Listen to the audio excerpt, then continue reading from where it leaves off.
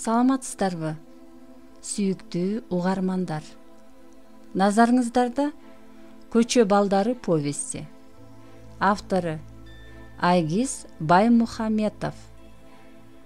Кыргыз тилине которгон Жолдубек Качкынбаев.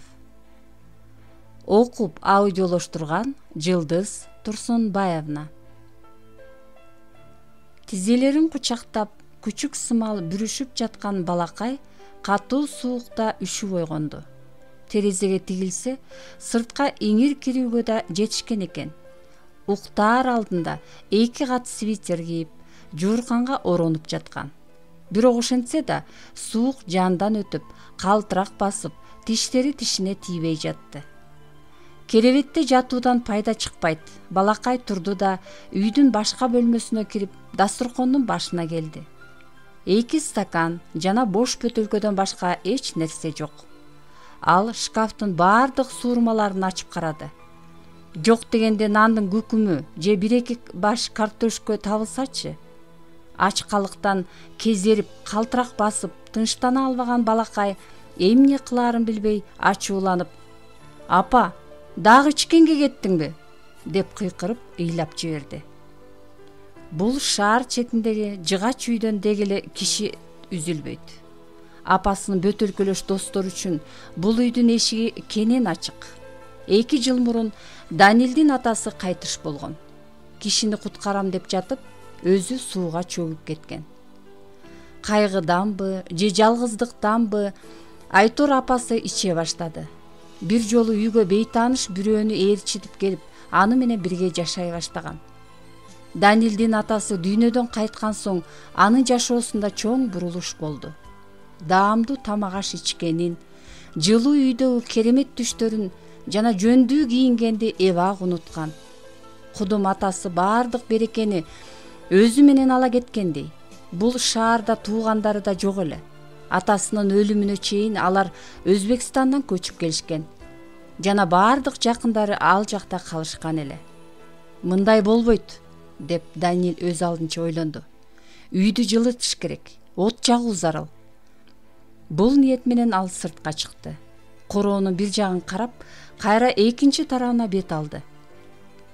Отун эмес, тутандырык да жок. Жок дегенде ушул март айы тезирээк өтүп кетсе гана, деп ал өзүнчө кобуранды. Кар эрип, күн чайыттай ачык болсо, үйдүн ичи дагы мынчалык суук болбойт эле. Короодон эч нерсе таппаган Данил бакчага жөнөдү. "Таптым", деп кубанды ал, бакчанын ортосуна ташталган балатыны көрүп. Шашкан бойдон бактын ийилип, куурап калган бутактарын сындырып алды да үйдү көздөй жүгүрдү.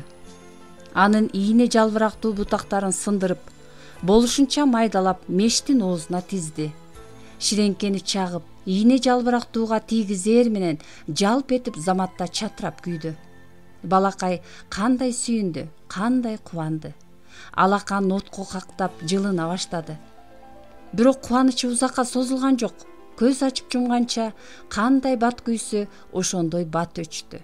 Күйүп турган жалын өчүп, жоон бутактары гана калды. Балакай кагаз салуу керектигин ойлонуп, аны үйдүн чар тарабынан издеп кирди. Акыры бир саргайган гезитти тапты.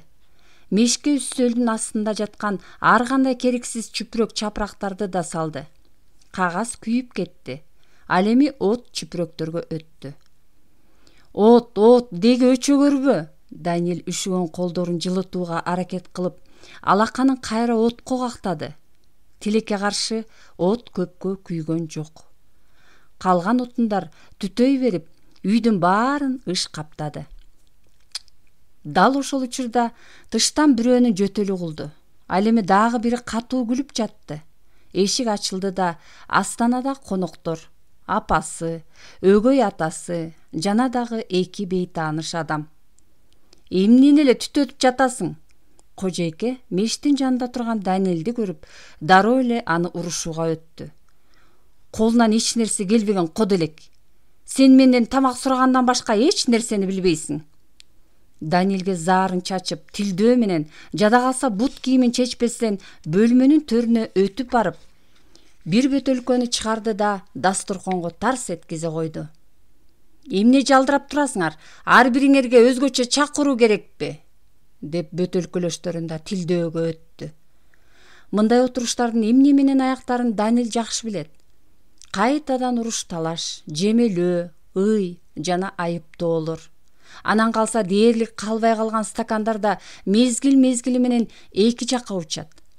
Апасына ал жалына баштады. Апа, ичпечи, суранам. Бирок аял аракты ичип жиберип, бир аз мурун кыжырына тийген баласына карады. Оорунан козголду да баланы жакадан алды. Сен мага акыл үйрөтөйүн деп калдың беле, акмак. Апасы күрөктөй катуу колдору менен баланы оңдурбачудай катуу кысты. Билесиңби, сенин айыңан мага кандай гана сөздөрдү угууга туура келип жатат. Мектепке барбасаң, мен күнөөлүү. Кир кийинсең дагы мен күнөөлүү. Сабактарды окубасаң да мен. Чоңоюп калсаң дагы баардыгына мен жооп беришим керекпи? Сени бакканча мал бакканым артык эмес беле? Мага калп эле өлүмүш болбо, бокмурун. Менин жинимди кайнатпа. Болбосо өлгөнчө таяк жейсиң. Деп шилекейин чачыратып, ортого өгөй атасы түшкөнчө жулкулдатып жатты. Кое бер мени.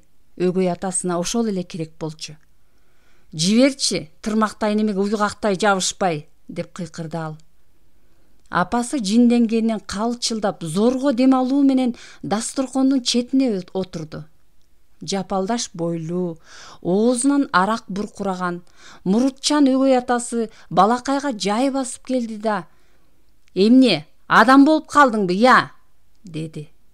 "Сен эмне бизге акыл үйрөтөсүң? Андай болсо бул жердин ит акмагын эмнеге чыгардың, бокмурун?" "Эмненин? Билип туруп калп эле жинди болбо." Анын каардуу көз карашынан Данилдин азат бою тик турду. Ал анын көздөрүн карабаганга аракет кылды, бирок буйтоого жетишпей калды да өгөй атасын аны жаактан ары бир салды. Көзүнөн от чачыраган Данилдин башы тегеренип, жерге жыгылды. Данил кантсе да апасы келип сооротот деген үмүттө аны жашыган көздөрү менен карады. Бирок жер жүзүндөгү эң жакын адамынын ою таптакыр башка деле. "Макул арстаным, күйүп бышпачы", деп колун шилтеп, аны үстөлгө чакырып алды. Сыягы өгөй атасынын тынчый турган түрү жок. "Кыздардай болуп эмне жатасың, тур өйдө." Ал Данилди чыканактап алды да тургузууга аракет кылып, кыйкырынып урушуп жатты. "Бизге качан тынч жашоо бересиң, зыянкеч? Апаңа дагы бир нерсе деп эле көрчү, жаныңды дароо сууруп алам." Ошол учурда күйүлөнүп алган өгөй атасы үйдү каптаган түтүндөн жөтөлө баштады. "Үйдүн баарын түтүн каптаткан атаңдын гана оозун ырайымдын баласы." Ал дагы бир жолу Данилди болгон күчү менен бир урду. Дайыма жөндөп тамак аш ичпеген алсыз бала бир тарапка учту да мурдунан кан кетти. Апасы күйөөсүнүн чектен ашканын түшүндү да аны тынчтандырууга аракет кылып: "Ай, кой дегенде коюп калчы, токтот, болду. Мен аны эртең эле эсине келтирип коем." Ал күйөөсүнүн аркасын койгулап: "Бас, отур." "Ух, акмак, мен сени бул кылыгың үчүн эч качан кечирбейм." Ала күй болгон өгөй атасы кобуранып: "Бул үйдү атайлап түгөттү. Мына, көзгө сайгансып эч нерсе көрүнбөйт. Үйгө болду, от жакпагын. Мага демектен муз болуп тоңуп калсын. Бизди Кудай албайт." "Мен силерге анчалык эмне кылдым?" Бала өзүнчө нааразы болуп. "Мен муну жинденгенден түтөткөн жокмун да. Болгону үйдү жылытайын дегем." Мастардын катуу күлгөнү, алардын талаш тартышы, Данилди мазактаганы, мунун баары балакайдын башын маң кылды. Үйдүн ичи суук, же түтүн тарабайт. Ал жинденгенинен жана үшүнгөнүнөн тиштерин титиретип муздак жерде жата берди. Акыры карман алган жок. Күрмөсүн алып кийди да көчөгө чыгып кетти. Короодон колуна кар алып, мыкчып туруп, күйүп жангансыган жана шишип кеткен эринине басты. Дели оорубаган соо жери жок. Данил кичине кезинен бери эле жылдыздарга көз салууну жакшы көрөт. Ал жылдыздардын атын жана алардын кайда жайгашканын 5 колундай билет. Мунун баарын ага атасы үйрөткөн. Азыр да ал өзүн алаксытмакчы болуп асманды карады. Бирок асманды кара булут каптап, бир дагы жылдыз көрүнбөйт. Балким ааламдын меши түтүп атабы? Бул ой өзүнөн өзү келди. Даниэль короодон чуркап чыкты да көп кабаттуу үйлөрдү көздөй бет алды. Апасынан токмок жегени, өгөй атасынын таш сыяктуу катуу муштуму, уруш талаш баары көз алдында. Ал өзүнүн кордук көргөн мүнөттөрүн эстегенде көзүнөн жаш өзүнөн өзү куюлду. Караңгы түндө кайда, кимге барам? Ал бул суроосунун жообун өзү да билбейт. Даниэль түнү бою кирпик каккан жок. Ал буга чейин эч качан өз үйүнөн бөлөк жерге түнөгөн эмес. Бирок башка аргасы болбогон соң эмне кылсын? Эмнегедир анын буттары 5 кабаттуу үйдүн алдында өзүнөн өзү алып барды. Ал эң үстүңкү кабатка көтөрүлдү да үшүгөн колдорун батарейге сунду. Денесине бир аз жылуулук өткөн соң көңүлү да көтөрүлө түштү. Көчөдө бир тирүү жан жок. Балким артка кайтармын, тиги мастарга кайра барармын деген кызыктай ой пайда болду. Жок, ач кулактан тынч кулак. Мен өгөй атам үчүн ашыкчы адаммын. Апасы ичип алып өлүктөй уктап жаткан күнү атасы Даниэлге тынчтык берген эмес. Эми гана уктап бараткан кезде атасы ордунан кыйнап тургузат. Кел, мен сага мушташканды үйрөтөм, деп ой боюна койбой талап кылды. Даниэль баш тартса да болбой, мас неме жанын койбоду. Андан боксерду чыгарыш. Так азыр оюна келгенсип, ал мешти бир нече жолу муштуму менен уруп жиберди да, андан соң Даниэлден кайталашын талап кылды.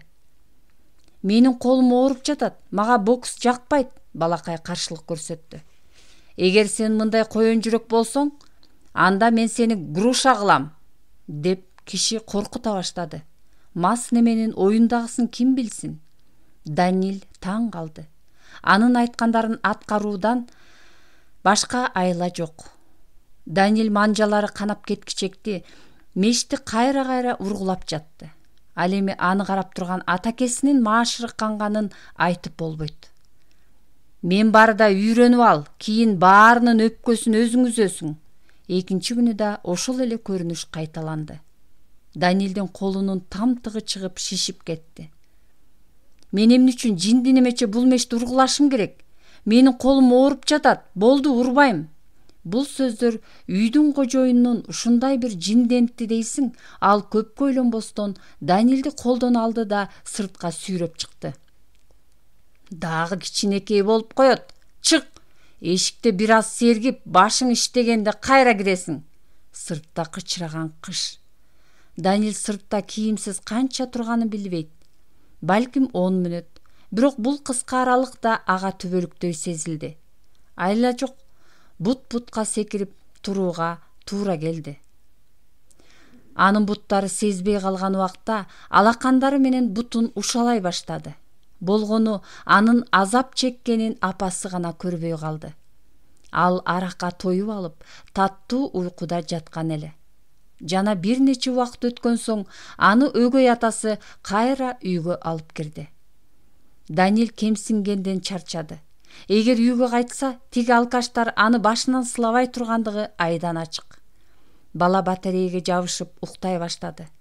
Бирок подъездин эшиги катуу тарс эткенинен ойгонуп кетти. Кадамдар угулуп, кимдир бирөө өйдө чыгып келатат.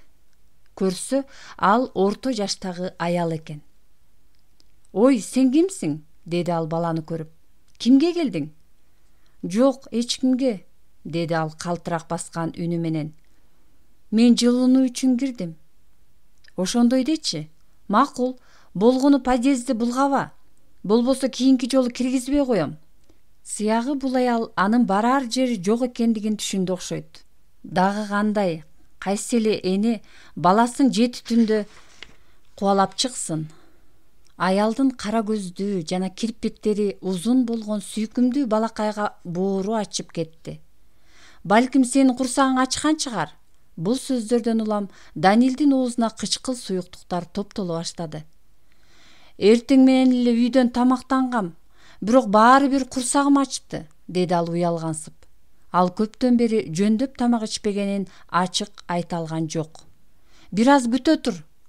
Аял 2 кесим нанды майы менен алып чыгып сунду. Ал керек болсо аялдын кайра үйгө киришин күтө алган жок. Дароо соргоктонуп сугунуп жей баштады. Нанды алган соң аялга рахмат айтышты да унутту. 2 кесим нанды көз ачып жумганча аймап жок кылды. Акыры күкүмдөрүн жерден алды да оозуна салды. Кантсе да ичинен боорукер аялга ыраазы болду. Бирок нан жумуруна жук болгон жок. Тескерисинче кайра өзөгү карарып, дагы бирөө жарым келип, бир нерсе берип калабы деп үмүттөндү. Бирок подъездге эч ким кирген жок. Таңга маал ачкачылыгы ого бетер сезиле баштады да Данилдин мууну калчылдап башы тегеренди. Балакайдын айласы куруду. Акыр аягы ага тамак берген аялдын эшигин кайра кагууга туура келди. Ой, сен дагы эле бул жактасыңбы? Деп жумушуна шашып жаткан аял таң калганын жашырган жок. Эже, сизде дагы бир кесим нан табылабы? О, Кудай, деги заман кайда баратат? Кай жака башпакпа? Толгон жетимдер. Алар менен эч кимдин иши жок, деген аял башын чайкаган боюнча ашканага кирип кетти. Табакка жаңы эле бышкан 2 жумуртка менен нанга май сүйкөп алып чыкты. Босогодо күтүп турган балага табакты эми сунуп жатканда капыстан эле кошунасы кирип келди. Кир кийимчен, каралбаган балага зыяпатын сунган кошунасын көрүп, качан болбосун өзүң менен кошо сел-саяктарды да сүйрөп жүрөт экенсиң го. Биздин подъездге ушул сел-саяктар эле жетишпей жатты эле. Анан калса булардын кантип багып жатасың? Сен баланы алкаштар менен алмаштырба, макулбу? Бул сага эмне кылды анчалык? Сен аларды коргобой эле кой. Тигине кутудан каттарды алууга мүмкүн болбой калды. Алышат да тытып салышат. А подъездин баарын семичке кылган менминби? Мына ушулар. Макул, сен балким булардын ордуна өзүңдү коюп көрөрсүң, кошуна.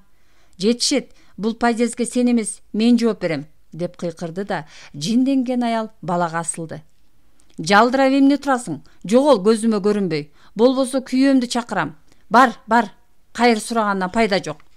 Данил аялдын тажал кошунасынан коркконунан тамакты да алууга жетишкен жок. Чуркаган боюнча тепкич менен ылдый түшүп кетти. Барар жери, басар тоосу жок. Данилдин айласы куруп, өзүн эч кимге кереги жок, көчөдөгү күчүктөй сезди. Акыры терең дем алды да ойго чөмүлгөн боюнча коңшулаш үйгө барып жайгашты. Күн жаркырап тийип турат. Аба ырайы да жылып калгансыды. Мындай күндү ойногонго не жетсин? Бирок кантип болсо да тамак аш табыш керек. Балакай көп кабаттуу үйдүн жанында турган чоң таштанды салуучу челекти көрүп токтоп калды. Балким эч ким жокто карап көрсөмбү, деген ой башына келди. Жей турган бир нерсе табылып калгысы бардыр. Бирок багы жокко дагы жок дегендей таштандыдан деле киши үзүлбөй койду. Данил четке басып ыңгайлуу учурду күттү. Кишинин караны жоголгон соң Данил баштыктар толгон таштанды челекке жакындап келди. Башында жийиркеничтүү болду. Ал баштыктарды тытмалап жерге чачты. Бирок баштыктардын ичинен жей турган эч нерсе табылган жок. Баштыктардын ичин аңтарып жатып, кокустан колу банкага тийди. Бир нерсе таптым окшойт деп көздөрү жайнап кетти. Бала шашылган бойдон банканы ачып караса, ичи толо туздалган капуста экен. Данил жок дегенде ушу менен кара курсагын алдап турарына сүйүндү. Бирок банканын оозун ачаар менен жыты каңыл жарды. Тфу, балакай банканы ыргытты да капустаны түкүрүп жиберди. Баланын кыялы сынган банка сыяктуу чачырады. Айланасын сасык жыт каптаган бул таштанды челекке Данил эми жолугус болду. Балакай акыры ал жерден кетүүнү чечип жатканда көзүнө картон куту урунду. Ал кантип эле муну байкабай калды. Ал бир артка, бир алдыга жылып жатат. Бул эмне болушу мүмкүн, деп Данил айран таң калды. Балким шамал кыймылдатып жаткан чыгар. андай болсо бир эле тарапка кыймылдамак. Тигине оң жакка кайрылды да кайра кыймылдай баштады. Мына сага. Балакай карап тура алган жок. Мурдун жапты дагы артка басты. Кутуну өйдө көтөрдү да күтүүсүздөн селт эте түштү. Анын ичинде кичинекей кара күчүк ойноп жаткан экен. Сыягы ал дагы таштандыны казып жатканда куту басып калган окшойт. Түсү кара, көздөрү күрөң күчүк, куйругун көтөрүп эки жакка жүгүрөт. Даниэль күчүктү колуна алды. Анын чекесинде жылдыз сымал белгиси бар экен. Бала күчүктү сылагыласа, ал да жөн турбай Даниэльге ыктады. «Сени да апаң таштап кетти?» деп сурады Даниэль. Ал түшүнүп жаткансып. «Коркпо, мен сенин досуң болом. Менин атым Даниэль. А сеникичи? Сен эмне антип карап калдың? Атыңдын ким экенин билбейсиңби? Анда сенин атың Жылдыз болсун». «Жылдыз, Жылдыз? Мына сенин чекеңде да сонун жылдыз бар экен». Балакай күчүктү сылап ойнотуп жаткан. Бир кезде аларды карап турган арылдаган чоң итти байкады. Тиштеп жиберчүдөй болуп катуу үрө баштаганда Даниэль коркконунан күчүктү кандай таштап жибергенин билбей калды. Күчүк болсо эч нерсе болбогондой итке жүгүрүп барды да асыла баштады. Бирок иттин тынчтана турчу түрү жок. Даниэль артка басып кеткенде гана бир аз басылгансыды. Ит күчүктү сылагылап жаланып жатты. Даниэль жаңы досун жоготкусу келбей, аларга сырттан көз салып турду. Анын көздөрүнөн кандайдыр бир кызганыч, кусалык байкалат. Күчүк энеси менен жерде тоголонуп ойноп, анан калса энесинин колунан тиштеп коет. А энеси болсо акырын кулактан тиштеп белин жалайт. Акыры Даниэльдин чыдамы бүттү. Ал дагы күчүк менен ойногусу келип, акырын чакыра баштады. «Жылдыз, Жылдыз, кел мага!» Энеси бир нерсени сезди да кулактары тик чийтти. Даниэль болсо шыбырай берди. «Жылдыз, Жылдыз, кел мага!» Сыягы күчүк балага дагы эркелөөнү каалады окшойт. Ал энесин айланчыктап тегеренди да түз баланы көздөй жүгүрдү. «Кел мага, кел!» Күчүк кубанычын жашыра албай, тилин салаңдатып жүгүрүп келди. Күчүктүн бул жоругун көргөн энеси айран таң калды. Ал дагы күчүктүн артынан жүгүрдү да 3 кадам калганда токтоп, аларды карап турду. Бирок адамдын жүзүнөн жакшылыктын жышааны байкалып турат. Кызганычтан тура албаган ит үрүп жиберди. «Мага демектен уулу» дегенсип, күчүк баланы айланчыктап, энесине үрүүгө да далалат кылды. Ит адамдан эч кандай жамандык болбосун аңдаган соң тынчып калды. Даниэль кара күчүктү карап, «Сен мага капа болбо» деди. «Мен болгону жалгыз экен деп ойлогом. А сен мага асылып кирдиң». Ит анын айыптоолорун угуп, башын бир оңго, бир солго бурду. «Менин экөөң менен тең дос болушумду каалайт белеңер. Мен күчүккө Жылдыз деген ат койдум. Билесиңби, сенин атың ким болот?» Бир аз ойлонуп сүйүнгөндөн оозунан «Жолдош» деген сөз чыкты. Бала итке акырын жакындап келди. Ал болсо эч каршылык көрсөткөн жок. Бир аз чочулаган бала колун иттин белине акырын койду да сылай баштады. «Мен эми жалгыз эмесмин» деп кубануу менен айтып жатты. Бир күндө бир эмес 2 дос тапкан кандай бакыт. Ал таштанды челектердин жанында эмне издеп жүргөнүн унутуп калды. Достору менен жакшы эле ойноп жаткан. Бир кезде курсак катуу кыйкырды эле ачка болгону дароо эсине түштү. «Өтүнөм, силер мага капа болбогула. Эгер бир кесим наным болгондо, аны 3кө бөлмөкмүн. Бирок ошо да жок», деди. Сөзүнө далил кылып чөнтөгүн аңтара салса, ал жерден күкүмдөр түштү. Өжөрлөнгөн дөбөт бир жакка кайра жүгүрүп кетти. Иттин бир нерсе тиштеп келатканын көргөн Даниэлдин оозу ачылды.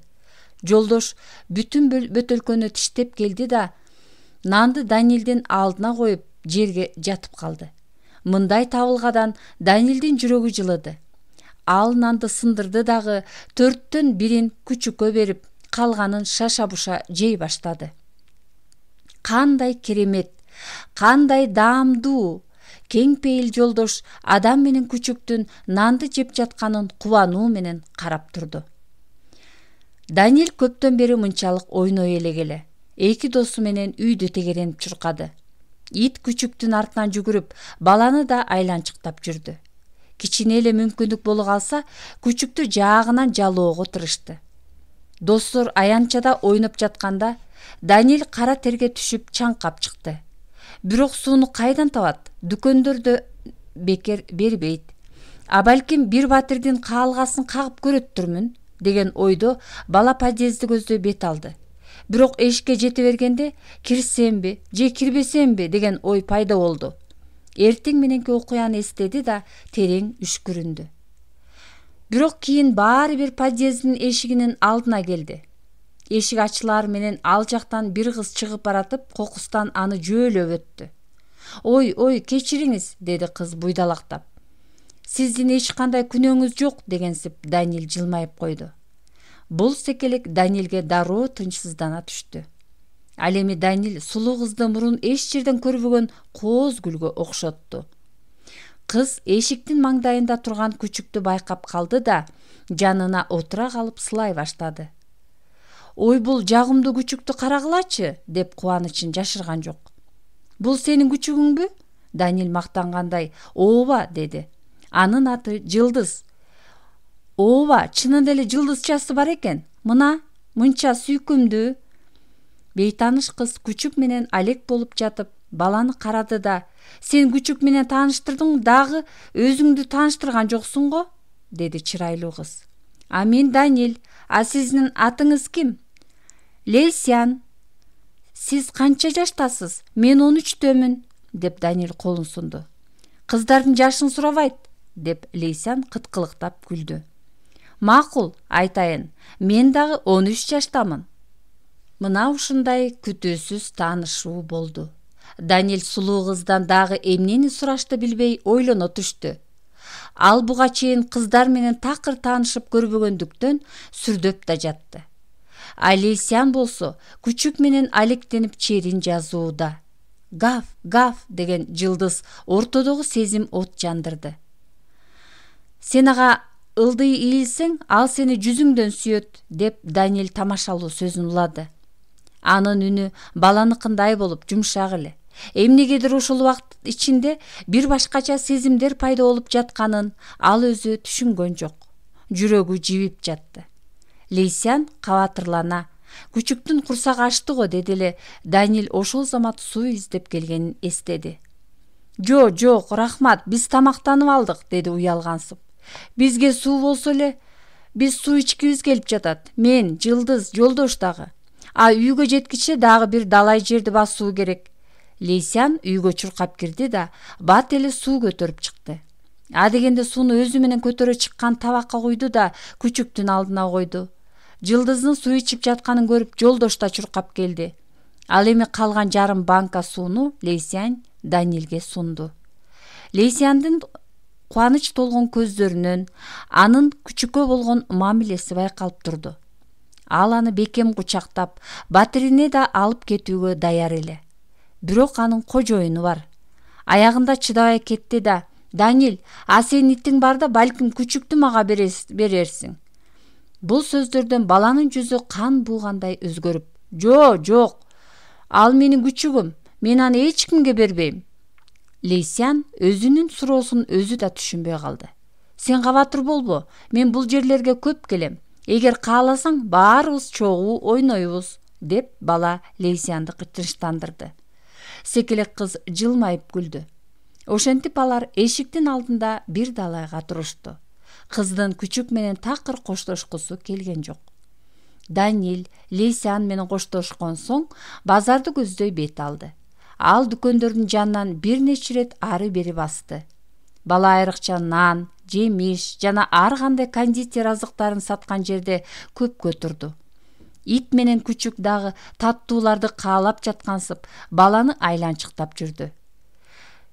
Даниилдин абалын кимдир бирөө түшүнсөчү. Бул таттууларды көргөндө анын шилекейи чууруганын бирөө жарым билсечи.